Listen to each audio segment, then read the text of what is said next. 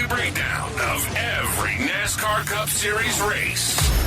Here are your hosts, Kevin Batstone, NASCAR Sky, and Jeff Davis. Welcome back, NASCAR fans, to the final episode of Mash the Gas podcast for the 2025 NASCAR season. What an incredible season it has been.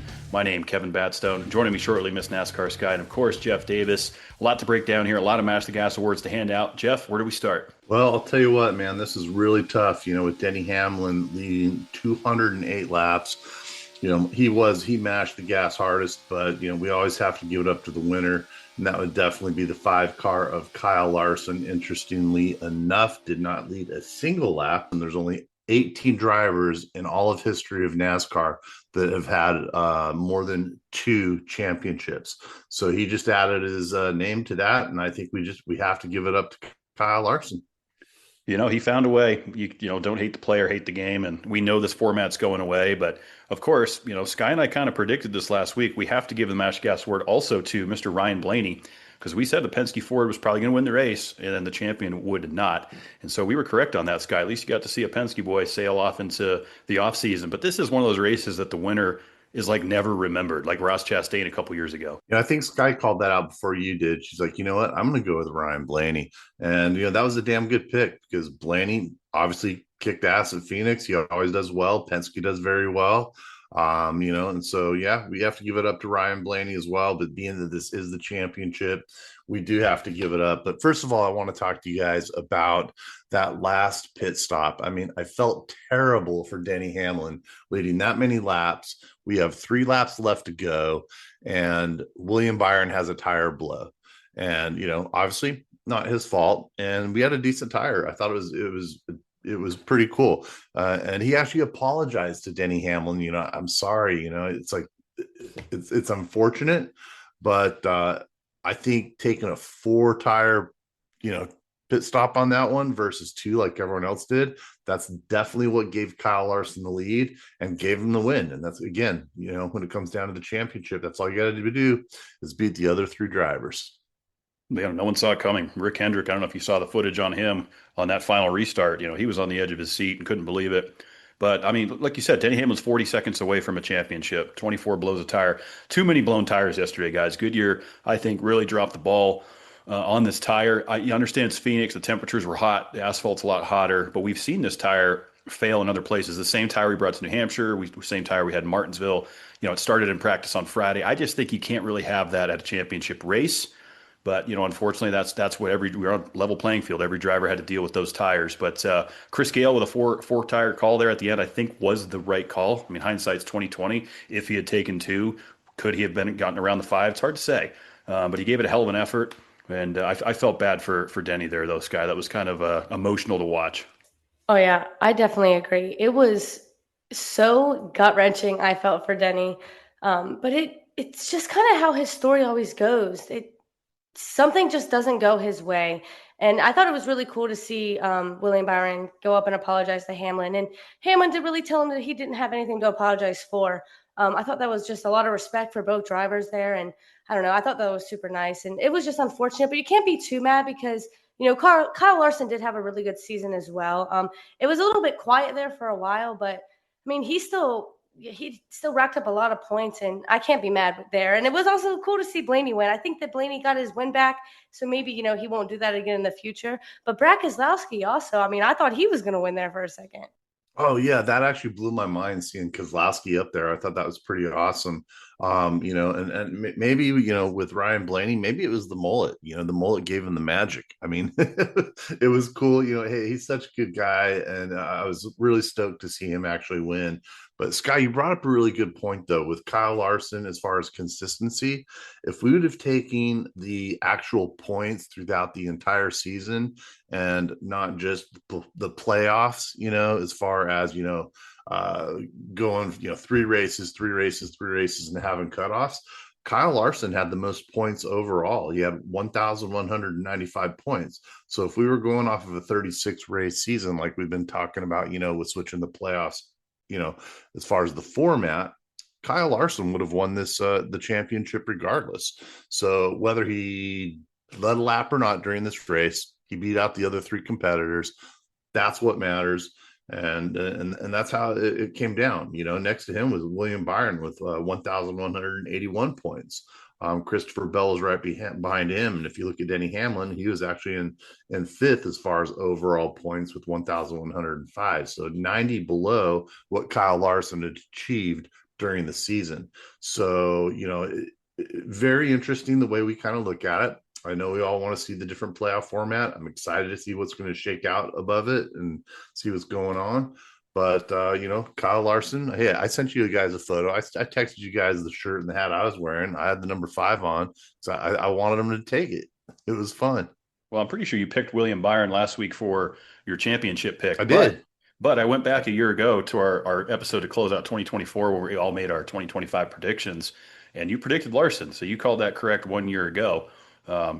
We knew you were going to go Hendrick either way. But I'm glad that the Final Four format has come to an end. Steve O'Donnell all but confirmed that over the weekend with a lot of media questions regarding what we do going forward. We know the 750 is coming back on the short tracks, and we know that it's either going to be a 3-3-3 or a 3-3-4 format, a chase format, or an old Winston Cup format. We've spent all year talking about what we think is the best way. I'm just curious to see which way the cards are going to lay now in the offseason. But we know that it won't be Phoenix closing out next year. We know it'll be Homestead. So there's a couple different variables, because Phoenix really is one of those racetracks, like we were talking about last week, where the Penske Fords have dominated. Once again, Ryan Blaney gets the win. Joey Logano, top 5 there. Austin Cindric was up there at one point. And shout out to Kyle Busch. He ends up getting a top 5 to close out the season. So at least he's kind of riding out on a high. But, Phoenix is a really technical track, a lot like New Hampshire. And we see guys consistent there. And I thought for Denny Hamlin to go out and lead 208 laps at one of his, not great tracks and, fast lap of the race, started on the pole. He did everything right. Denny has nothing to hang his head about. He gave it everything he had. And he came up short. And I still believe he's got a year or two left in him of championship caliber racing. I don't think the 11's done. I do think that he does have a chance of making the championship and winning it. It's unfortunate that his father is terminally ill and probably won't be around. That's really sad, and I think that's why we saw a lot of fans really pulling for him.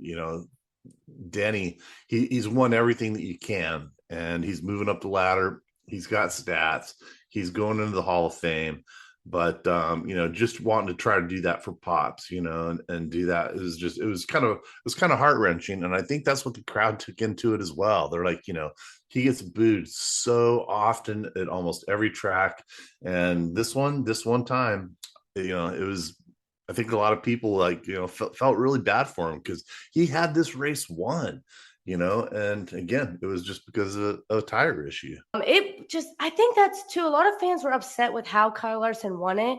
But I think that, like I said, we mentioned, you can't take that away from him. Yeah, maybe he wasn't around all day. He didn't dominate like Denny. I don't know. It's tough either way you look at it. I do feel so bad for Denny. I want to see him win win a championship. I don't know. I don't think that he's fallen off, like we said. So it definitely could happen. I just would like to see it sooner rather than later. Maybe we always say it, but maybe next year's that easier. Maybe it is. It's going to depend on this format, Jeff, I think. But one thing we can all agree on is that Denny Hamlin's not done winning races. I don't think we saw his final win, in Las Vegas. I think he's got another 5, 6, 7 wins in his pocket. I mean, this 11 car, you dominated, and he's been in the conversation all year. You go back to the spring Kansas race where he blows a clutch, dominated that race, and that almost happened again yesterday, guys. I mean, right around stage 1 when Denny started reporting clutch issues, I was like, oh no, it's going to come down to a mechanical failure, something out of his control, and those guys were able to limp that clutch through the entire race, which was pretty impressive. And Chase Briscoe, tire went down on him as well, so that kind of screwed him, pretty early on. But as far as Kyle Larson, I thought it was pretty respectable. When he got interviewed after winning, he literally said, we did not lead a lap today and somehow we won the championship. I'm speechless. We just had an average car at the best. We just happened to go front down, got a lap down, saved by a caution, got the wave around, and that was what turned it around.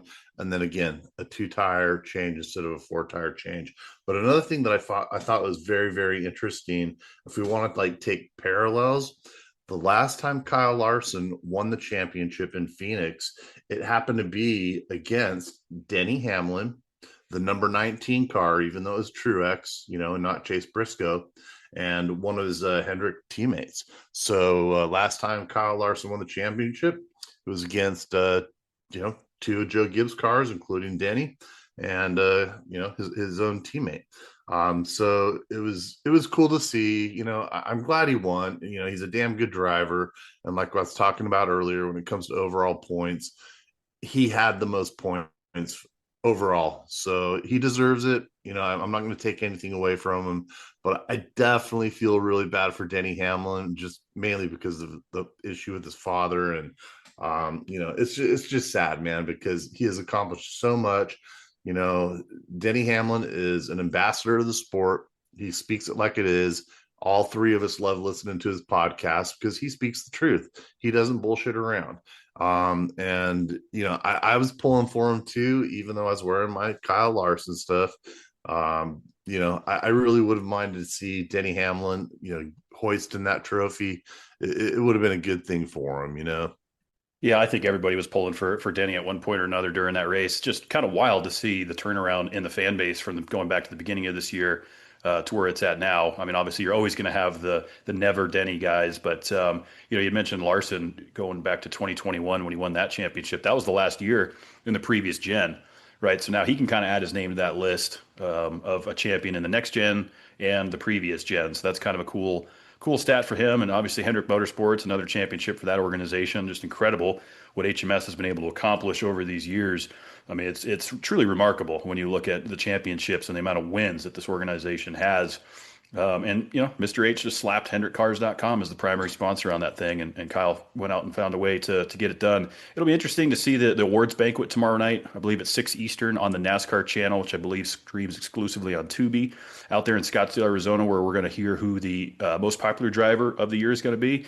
We did hear that Shane Van Gisbergen is the Rookie of the Year, and I think he's well deserved of that. No question. I don't have any issues with SVG there.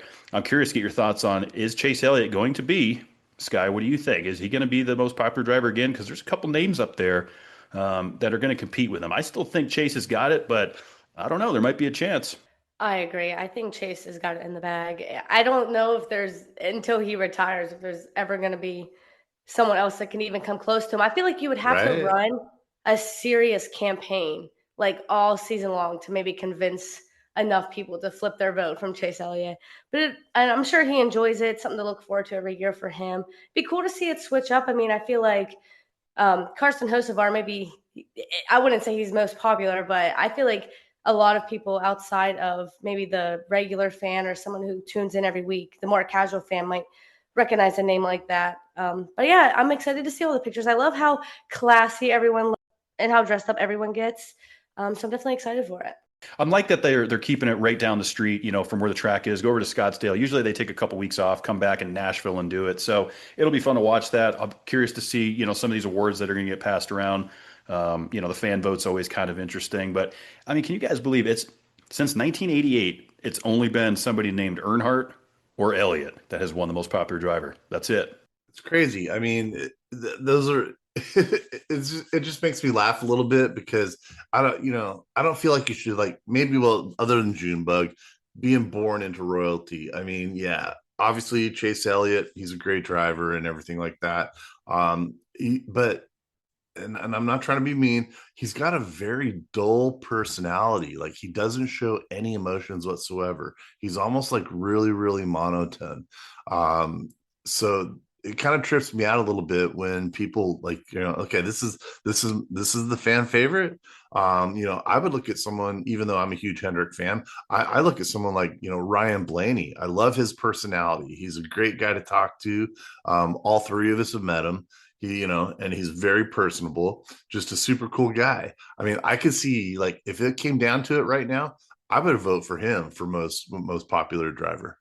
I mean, Sky, what do you think? I mean, I know you're a Penske fan, but as far as other drivers, who do you think's got more personality and is like even keel, but just is a good fan favorite? She's gonna say Joey. Yeah, I don't know. Like I said, Blaney is a good one, but I feel like he's, definitely within the fandom, because he's The only downside to Blaney is he kind of gets crazy on his radio sometimes, and some people don't tend to like that too much. We love it. I know, and I do feel like maybe Chase and a lot of the Hendrick guys. I know Hendrick kind of keeps them. I don't want to say like on a leash, but like they like to have all of their drivers act a certain way. So I can't put full blame on Chase, but yeah, I definitely feel like I would respect it more if he earned it, But just getting it just because you're an Elliott, he doesn't. It seems like he doesn't even try to get it, and he just gets it. Yeah, I mean, Dale Jr. made a little more sense just because of how relatable he was. Good old boy. We knew who his father was. And look, we all know who Awesome Bill from Dawsonville is. I mean, Bill Elliott was fantastic for the sport, but Bill had a lot of character. There was rivalries on the racetrack. Chase just kind of, and I have no problem with Chase Elliott. I think he's a class act. He represents Hendrick well and his sponsors, and he's a great race car driver. I just don't understand the fan connection. Like Junior to me made sense. Beer drinking guy, good old boy. His dad was, the Intimidator legend. And that kind of carried on into the early 2000s. And then once Chase Elliott stepped on the scene, it was just boop, right over to Elliott. No other contenders. So you look at guys like Ross Chastain. You mentioned Carson Hocevar. Even Kyle Busch, even though he wasn't in the mix much. These guys have personality. They're rough, tough. They create some storylines out on the racetrack. It's just interesting to see where the fans go. It is. And, when we're talking about old Junior and, in his days and being able to run, like someone like Clint Boyer, to me, I think he had a great personality. He's a fun, good old boy. I'll never, ever forget. And I cannot find that clip anymore on Twitter or any of the other platforms where, Clint Boyer's having that barbecue in his backyard and Kyle Larson's wife sitting there in a bikini, just shotgunning beers with Clint Boyer. I mean, that's the kind of fun that I like to see. These are the good old boys. We're having fun and there's a lot of personality out there. So I was kind of surprised, like, back in the day when, like, maybe Clint Boyer, just because of how funny he is. I mean, some people don't like it. They think he's a little arrogant, but he's just a straight up good old boy, and that's what we see out of NASCAR for the most part. It's a Southern sport, so we see these type of personalities. And that's, I know I've been bagging on Lee Diffie all year long because he doesn't know how to pronounce his R's, but he does it sometimes, but he doesn't do it at other times, but it's just, hey, when it comes down to the most popular driver, I guess it's just a matter of fan favorite, whether it's a personality or not. Who's your favorite in the entire sport, whether you got personality or not? Bill Elliott's son, Chase Elliott, great driver. Like, Sky was mentioning, Hendrick does keep a leash, I think, a little bit, but on the radio, I think these guys do come loose. But overall, they're a very, very calm organization. And we've seen that throughout the years. And another kind of cool fact with as far as Hendrick Motorsports is Kyle Larson is now the only other driver that has multiple wins in the organization other than Jimmy Johnson and Jeff Gordon. No one else in Hendrick Motorsports has 2 championships. So I thought that was kind of cool. Yeah, I mean, we've talked about Larson and what he's going to do in the sport, and I would include Byron in that. I mean, I do think Byron is going to win a lot of races for sure, when his time is right in championships, especially if this format does get tweaked a little bit. You'd mentioned Larson's wife, old Caitlin there. Classic, she's up there shotgunning a beer once again to celebrate with her husband. Yep. But, you go back to the truck series, right? Just to touch on our friends in the other series. I mean, Corey Heim restarted 10th in NASCAR overtime. P10. Takes him 7 wide on the inside going into turn 1 and 2. Comes out P2. Caution comes out again. Gets another run at it, and Corey Heim gets it done. Heim time. Never seen it done. Never seen it done, Kevin. 7 wide in Phoenix. I jumped out of my couch, man. Look at the season he's had. He's had the winningest history with 12 wins. Okay. He's got the most top 5s in a season. He's got 19 of them. The most laps in a season, 1,627. He's the first driver in any NASCAR National Series to lead every race in a season. So Corey Heim totally deserved it. That truck race was just absolutely incredible. Had me on the edge the entire time. It was a blast. I absolutely loved it. Yeah, it was definitely a great way to kick off championship weekend. I thought the truck race was one of the more exciting races of the weekend, just with that factor. And, because I really thought there for a moment that Ty Majeski was going to win this thing, and he was in perfect position to do it. It was another bad pit call situation, if you will, or track position was given up, and then we go to Saturday night in the Xfinity Series. I mean, Jesse Love is a class act for sure, and him and Connor Zilic are best bros. They're good buddies. But once again, we saw the 88 dominate this season like we've never seen. We know Connor Zilic is cup bound, well deserved, but he came up short, and Jesse Love drove his ass off to get that victory. I give that two car a lot of credit, for what they were able to accomplish. Jeff, that was only his second win of the season, Phoenix, right? And his third in his career. Yeah, and it was tough watching, Connor getting out of his car. I mean, you could just see the emotion in him. I mean, the kid dropped tears, and he's a young guy, and I get it because I mean, let's look at his stats, like we were just talking about Corey Heim. Let's look at Connor Zilic in 2025. Most wins, he had 10 wins. Most top fives, he had 20 top fives. That is freaking amazing. As far as top tens, 23 of them. Of course, top fives counted as a top 10, and 8 pole positions. I mean, numerous records have been broken as a rookie, and one of the best campaigns we've ever witnessed in the Xfinity series. So, I felt really bad that Connor Zilic wasn't able to pull it through, but his stats are just remarkable, and I cannot wait to see what he does next season. Yeah, I'm excited to see what he does in Cup. I think that he's going to be the one driver that's going to give SVG some flack on the road courses, at least for the next few years until some of the other Cup guys get it together and can contend. It is. I'm happy for Jesse Love. It is so interesting. I've had somebody. Obviously I've met people through NASCAR Sky, some friends, and there's a fan who reached out to me, and they were just so confused on how Connor Zilic lost and Jesse Love won. And I think that I don't know when I obviously I explained them kind of why that is. And just to me, I mean, we circle back to the playoffs and why I'm excited for 2026. It's just so hard to follow when you're a casual fan or you don't always watch every single race. I mean, the fan was so confused. They just did not understand how the 88 did not win when he had 10 wins on the season. And they were also confused on how Larson won. So I don't know. I'm just really looking forward to 2026 and the change up. The playoffs, I mean, when you're a Logano fan, when you're a Penske fan and you hate it that much, I mean, that should be all the evidence you need, I think. Well, and Logano definitely did his best at kind of defending the format and being probably the most optimistic, I would say, in the garage, regarding it. Even though he wasn't in it, he's still like, yeah, it is what it is. And I think that's a good mindset to have because as long as we're all playing by the same rules, everyone knows it.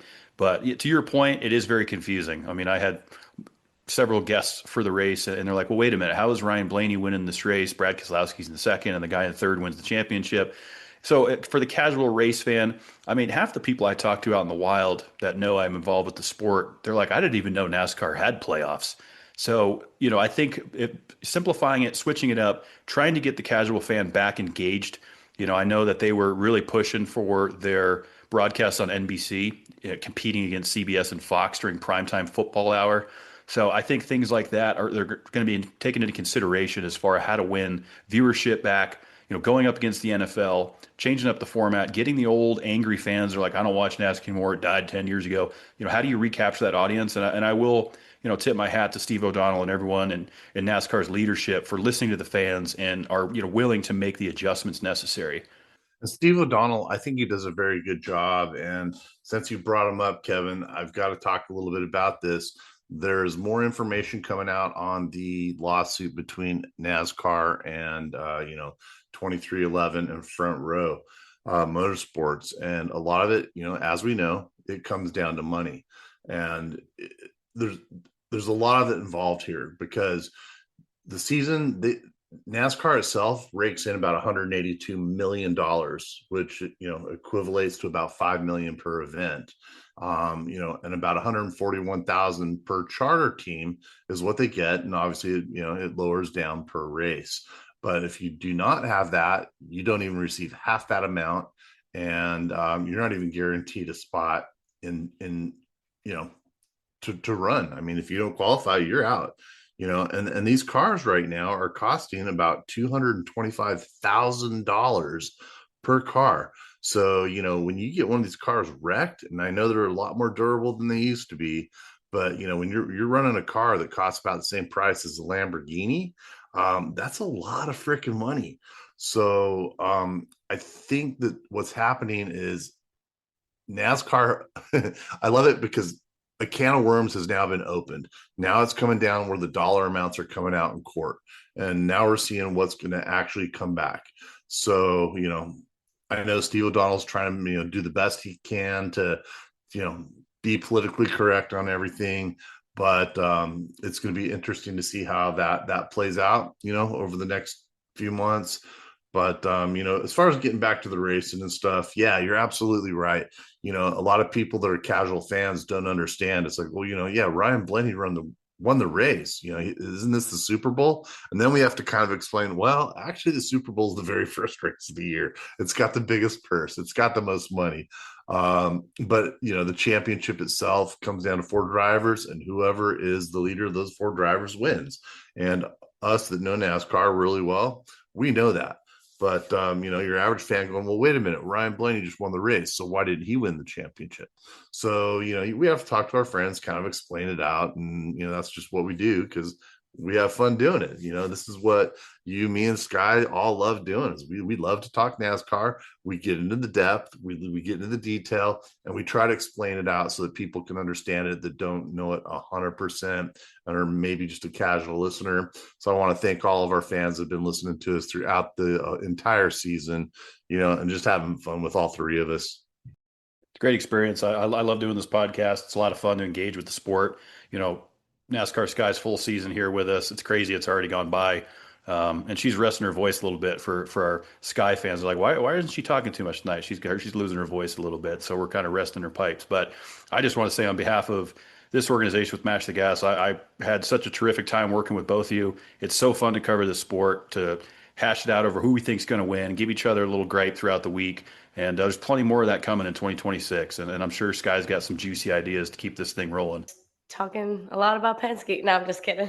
I'm so happy and excited that I finished my first season with you guys. It's crazy that it ended so quick. I mean, I feel like I just went to the Daytona 500 and now it's already over. And it was, I think this season was pretty good. I mean, there was a lot of different things. I mean, Chase Briscoe, I think for me, surprised me the most. I wasn't expecting him. Excuse me. I wasn't expecting him to kind of pop off the way he did, and to make the Final Four. So I don't know. I really enjoyed this season. I'm just ready to turn the page. I'm ready for a new format. I'm ready to go to new places. I'm ready to take the championship back to Miami. I'm just ready to switch things up. And I just loved it. Working with you guys is just a blessing. It's so much fun. The 3 of us getting together, and it is a bittersweet thing because this is the last one for the next few months. We will enjoy our time off. I'm 100% sure, but it's like, I'm already ready. I'm jazzed. I'm ready to get juiced up for next year. This is something that all 3 of us love to do. And that's why we enjoy just coming on, talking with all y'all folks and just having a great time. What it's all about. It started as a passion project and has turned into, just a terrific thing. And it's fun to be involved in the NASCAR community. Thank you to all the Speedway Motorsports and everyone that's treated us great over this year, and all our, sponsorship partners and everybody who wants to work with us going forward. We have some great things coming, and definitely going to stay in touch in the off season and, keep an eye on what's going on because we know changes are coming. We just don't know what. But I think this is the time, just like we did last year, guys, where we got to make our 2026 championship predictions. Sky, who's going to win it next year? I'm just going to go ahead and say Denny Hamlin. Denny Hamlin's my pick for next year. I don't know what to think. I really don't. I mean, it's too far out there. I mean, I'm kind of thinking William Byron might be another good one to go, but man, it's so hard this early. We're not even in next season. How do we pick next year? Kevin, what do you think? What are you throwing that out here for, man? Well, we do it every year. We always make our next year predictions, whether we know what's coming or who's crew chief and where. Sky already took my pick, so I'm going to go with my backup, and I'm going to say that Ryan Blaney goes ahead and wins the 2026 championship. I just think he's so good at the end of the season, no matter what the format is, and Penske's just great at getting it done. So I'm going Blaney. You're going Blaney. Okay, that makes sense. Hey, like I said, this is the first year in 4 years that there has not been a Penske driver in there, and they obviously know how to win Phoenix. So if they can, maintain it through the entire season and actually make their way into the playoffs and see what this new format is, which hopefully will be a lot more fair as far as who's consistent throughout the year. And we know Penske is damn good at doing that. But I don't know, man. I think I might go with the 24 car of William Byron. I just have this feeling that he's got that push. He's got that desire. He's young. He wants to get in there. He wants to get that championship and give Mr. H another trophy. So I'm going to go with the 24 car, William Byron. I think that's a good pick. I definitely I like that. So here's a fun question for the Xfinity Series: does Sheldon Creed finally win next year? Oof. Sky and I are both oof. You know what? Without Connor Zillage or the 88 car winning 10 races, yeah, maybe he does. Yeah, I feel I just want to see Sheldon get a win. I mean, the guy's always most second place finishes, a couple seasons under his belt now. So, I mean, that'll be kind of interesting. And then, of course, Connor Zilic will probably take Rookie of the Year, although we kind of said that about Carson Hocevar earlier, and then SVG went berserk. So it's going to be an interesting year all around until we really know the format. Once we get to the Clash and get rolling again, Jeff, it's kind of all speculation. Look at the wins he's got. Yeah, they're all on road courses, and he has really progressed, especially in the last 5-6 races on the ovals. He definitely deserves Rookie of the Year. So I look at him. If he can get the ovals down, man, he's going to be a force to be contender. It's just a matter of his age, because as we know, what is he, 37, 38, Kevin? Yeah, that sounds right. Yeah, so somewhere right around there. So, but he's got some years in him. But as far as Rookie of the Year in the Cup Series, absolutely he does deserve it. So, I don't know. It's going to be cool. And then one other thing I wanted to shout out is Matt Crafton. He's finally hanging up his hat, as far as a full-time schedule. He's been in the Truck Series forever. And it'll be cool, to kind of see him run just some partial races. Just wanted to give a shout out to him before we close it out, Kev. Yeah, tough season for him. Not the way he wanted to go out, but definitely a legend of the trucks. I'm going to go ahead and say that SVG does win on an oval in 2026. I'm going to call it. Sky, any crazy predictions for 26 before we sign off? I'm just going to say this for Jeff. Ty Dillon will somehow win. He'll win the Daytona 500 or something. Yeah. Give him one of the super speedways where it's a roll of the dice, and I still don't think he'll win it. Yeah, you're not wrong. It's going to be interesting to see what happens in the offseason, what NASCAR goes with. New faces, new places. We know there's a lot of things moving around. So, but for now, it's time to enjoy the offseason. We got the championship banquet tomorrow night. We'll be back in 13 weeks. If you guys can believe, we'll have 13 weeks off. I'm going to miss it for sure, but it'll be nice to have some family time, enjoy the holidays, and then we'll come back regrouped, ready to go for 2026. I think it's going to be just a fantastic year, and it's been a great year. So once again, thank you guys for tuning in, supporting us across the board on social media at Mash the Gas. NASCAR Sky is very active on her socials, so she'll definitely be keeping everyone updated. Be sure to follow her over there. And that's it. Let's go to the off season until February, Jeff. Until next season, y'all. Mash the gas.